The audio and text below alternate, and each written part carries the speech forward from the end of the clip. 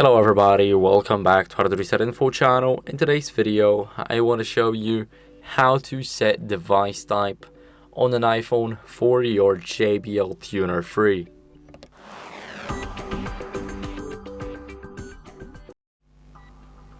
So first you need to be connected with it. As you guys can see, it says connected right here.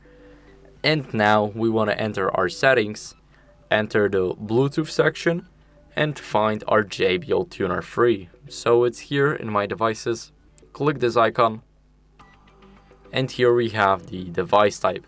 Here you guys can set the device type, for an example, a speaker, and we can change it to, let's say, even headphone. We can change it to anything we want, but this is a speaker, so I'll keep it the speaker.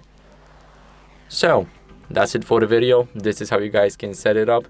I hope it was helpful. If it was, then leave a like, subscription, and a comment, and I'll see you in the next one. Bye.